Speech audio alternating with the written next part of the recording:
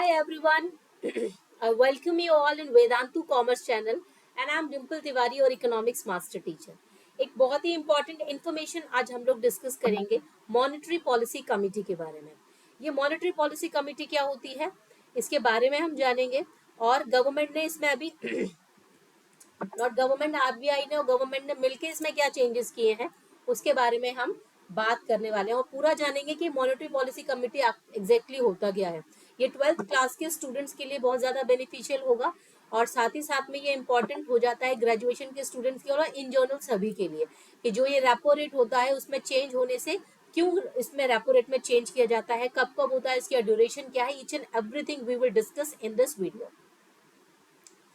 So before starting the video, I would request to everyone to subscribe the channel, like the video and share with your friends and comment if you have any query, any doubt.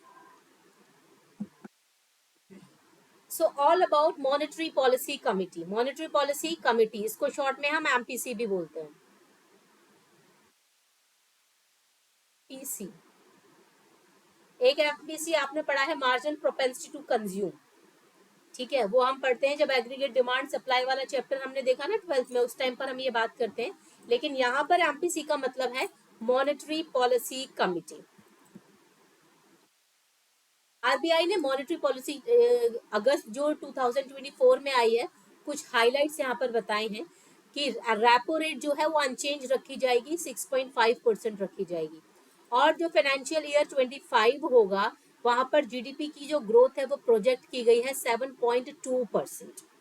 ठीक है, आगे हम बात करते हैं कि RBI की meeting. सबसे पहले देखिए, ये एक मॉनेटरी पॉलिसी कमेटी, ये बाय मंथली पॉलिसी है, मतलब हर 2 महीने में इसको इस पर बात की जाती है, इसको अपग्रेड किया जाता है. क्या क्या चेंजेस होने चाहिए रेपो रेट में, रिवर्स रेपो रेट में और फिस्कल आपका जो भी ग्रोथ है उसके बारे में बात की जाती है. इस पर हम डिस्कशन करते हैं. इसके बारे में और भी चीजें जानेंगे हम, लेकिन उससे पहले हम ये बात करते हैं कि जो रिजर्व बैंक ऑफ इंडिया है, ये मॉनेटरी पॉलिसी जो कमेटी है उसने डिसाइड किया है कि रेपो रेट को अनचेंज रखा जाएगा, यानी इसमें कोई बदलाव नहीं किया जाएगा, इसको 6.5% ही रखा जाएगा. ये अगस्त में 2024 में रिलीज की गई है मीटिंग. ये जो मीटिंग है for the 9th consecutive time, ये मीटिंग आपकी जो हुई है इन अगस्त 2024, जिसमें आपका अनचेंज रखा गया है रेपो रेट को. ये लगातार 9वीं बार है, लगातार 9th टाइम है कि रेपो रेट में कोई चेंज देखने को नहीं मिला है. और ये आपका फरवरी में 2023 में चेंज हुआ था, उसके बाद में ये 6.5 ही चला आ रहा है. कोविड के टाइम पे कम किया गया था क्योंकि उस टाइम पर प्रोडक्शन एक्टिविटीज हो ही नहीं रही थी, तो बहुत ज्यादा डिफ्लेशन आ रहा था, डिफ्लेशन की सिचुएशन आ रही थी. तो उसको कंप्लीट करने के लिए, उसको ओवरकम करने के लिए रेपो रेट को कम किया गया था. लेकिन जैसे ही हमने देखा कि इन्फ्लेशन की सिचुएशन आने लग गई है, तो आरबीआई ने यहाँ पर अपना रोल प्ले किया और रेपो रेट को इंक्रीज कर दिया. और तब फरवरी 2023 से ये 6.5, यानी कि ये 9 बार बाई मंथली पॉलिसी आ चुकी है, लेकिन रेपो रेट में चेंज हमको देखने नहीं मिला है. अब हम यहाँ बात करते हैं कि यहाँ पर इन मीटिंग में क्या क्या बात हुई है. यहाँ पर सबसे पहले जो हम बात कर चुके हैं, 9वीं बार 6.5 ही रखा गया है रेपो रेट. उससे पहले मैं आपको ये बता देती हूँ रेपो रेट होता क्या है. रेपो रेट वो रेट है जब कमर्शियल बैंक आरबीआई से मनी बोरो करती है, यानी जब कमर्शियल बैंक के पास में फंड्स की कमी हो जाती है और वो आरबीआई से उधार लेती है, बोरो करती है, और उस पर आरबीआई इस पे कुछ इंटरेस्ट चार्ज करेगी. लेकिन ये शॉर्ट टर्म लोन होता है आपका, इसे आपको ध्यान रखना है, शॉर्ट टर्म एग्रीमेंट होता है. तो यही ही हमारा क्या है, रेपो रेट है, जिसको 6.5% रखने को कहा गया है. अब आपका ये फोकस करता है और विड्रॉल करता है मॉनेटरी पॉलिसी एकोमोडेशन को और चेक करता है कि इन्फ्लेशन क्या है और सपोर्ट करता है ग्रोथ के लिए. यानी ये चेंज इन्फ्लेशन को देखकर लिया जाता है. अगर ऐसा है कि इन्फ्लेशन ज्यादा हो रही है तो रेपो रेट बढ़ा दी जाती है. क्यों? क्योंकि मार्केट से मनी का एब्जॉर्प्शन हो जाए, लोगों के हाथ में जितना पैसा जाएगा, जितनी लिक्विडिटी जाएगी, उतना ही उसे वो खर्च करेंगे, डिमांड ज्यादा हो जाएगी, तो इन्फ्लेशन क्रिएट होगा. जबकि प्रोडक्शन नहीं बढ़ रहा है, इन्फ्लेशन का मतलब ही होता है गुड्स और प्राइस आपका जो है वो गुड्स और सर्विसेज का जब बढ़ जाता है. तो इसको मेंटेन रखने के लिए वो रेपो रेट को चेंज करती है, और अगर जरूरत नहीं होती है तो फिर इसे फिक्स रखा जाता है, जैसे कि अभी हम देख रहे हैं 6.5 रखा गया है 9वीं बार। फोरकास्ट किया गया है कि जीडीपी का जो ग्रोथ रेट होगा वो फिजिकल ईयर 25 में 7.2% रहने वाला है। और जो भी रिटेल इन्फ्लेशन है, जिसे हम सीपीआई इन्फ्लेशन कहते हैं, कंज्यूमर प्राइस इंडेक्स, इसको बोला गया है प्रोजेक्शन ऑल्सो रिटेन, ये 4.5% रहेगी फिजिकल ईयर 2025 में। And global economic outlook remain resilient although with some moderation of pace. Then इसमें देखने वाली चीज क्या है कि जो करंट अकाउंट डेफिसिट है वो भी मैनेजेबल है इस बार। और एक हाईलाइट किया है, जो फॉरेक्स रिजर्व हैं अपने वो बहुत ज्यादा बढ़े, मतलब एक हिस्टोरिक हमको चेंज देखने मिला है, हिस्टोरिक हाई देखने को मिला है कि 6.5 बिलियन डॉलर हमारे पास में फॉरेक्स रिजर्व है। इंडियन रुपी जो है remain largely range bound physical year 25 so far, and Indian financial system remains. अब इसमें हम क्या देखते हैं, जो इंट्रोड्यूस किया गया है यहाँ पर एक डेलीगेटेड पेमेंट सिस्टम को थ्रू यूपीआई, जैसे कि जो पेरेंट्स हैं, जो नॉर्मल है ना पेरेंट्स या फिर कोई एम्प्लॉय अपने बच्चे को किसी को जो ट्रांसफर करते हैं, इनमें इनको भी इंट्रोड्यूस किया गया, यानी ये सिस्टम प्रॉपरली हो पाए अच्छे से। Purposes steps to speed up check clearance का फैसिलिटी थोड़ा सा स्पीड होना चाहिए, और जो टैक्स पेमेंट है थ्रू यूपीआई उसको 1 लाख से बढ़ाकर 5 लाख तक कर दिया गया है पर ट्रांजेक्शन। और नेक्स्ट मीटिंग जो इसकी स्केड्यूल होगी वो अक्टूबर 7 या 9 को स्केड्यूल की जाएगी। So these were the highlights about the MPC marginal, not marginal, monetary policy committee. अब ये मॉनेटरी पॉलिसी कमेटी होती क्या है इसके बारे में थोड़ा डिस्कशन करते हैं। इट कॉन्स्टिट्यूटेड बाय द, ये सेंट्रल गवर्नमेंट और आपका जो आरबीआई का गवर्नर होता है ये कमेटी में बैठते हैं।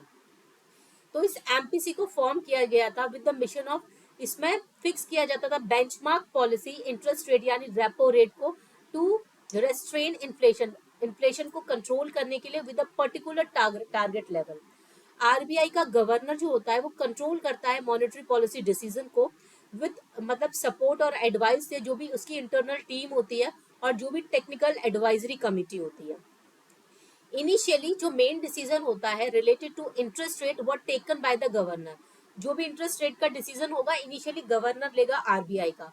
और आप मुझे कमेंट सेक्शन में बताइए कि आरबीआई का गवर्नर कौन है। ठीक है, मैंने हिंट दे दिया है SAN, अब आप बताइए कौन है।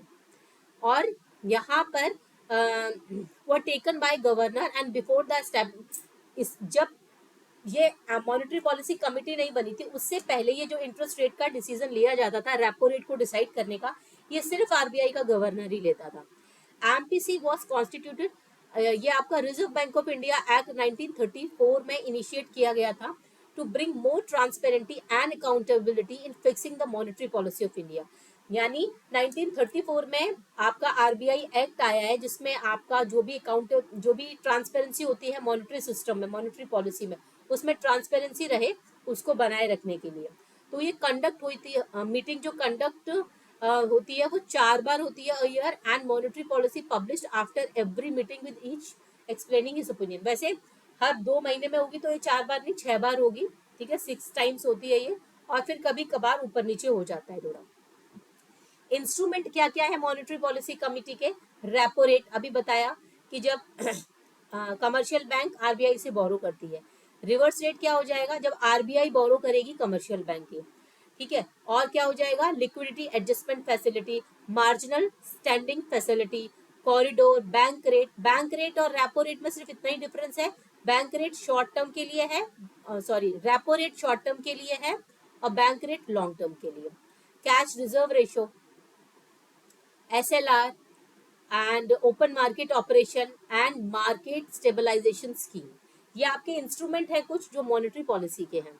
अब ऑब्जेक्टिव क्या है मॉनेटरी पॉलिसी का, क्या होता है कि वो स्टेबलाइज करे बिजनेस साइकिल को। वो कैसे हो पाएगी, जब इन्फ्लेशन डिफ्लेशन एक स्टेबिलिटी में चलेगा।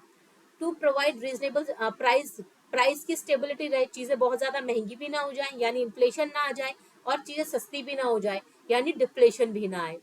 To provide faster economic growth, और ये क्या कंट्री क्या चाहती है, कंट्री को इकोनॉमिक ग्रोथ ही तो चाहिए, तो आरबीआई इन चेंजेस को करके इसके पीछे जो रीजन है, इसके पीछे जो इनका इंटेंशन है, वो इकोनॉमिक ग्रोथ करना है, कंट्री की ग्रोथ करना है। And exchange rate stability, exchange rate मतलब कि एक डॉलर और रुपये में कितना एक्सचेंज रेट क्या चल रहा है हमारा। जैसे कि अभी कितना चल रहा है कि $1 इक्वल टू 84 समथिंग रुपी है, ये एक्सचेंज रेट है ना, तो इस पे स्टेबिलिटी को मेंटेन कर सके। अब यहाँ बात करते हैं कि मॉनेटरी पॉलिसी कमेटी फॉर्म कैसे हुई है।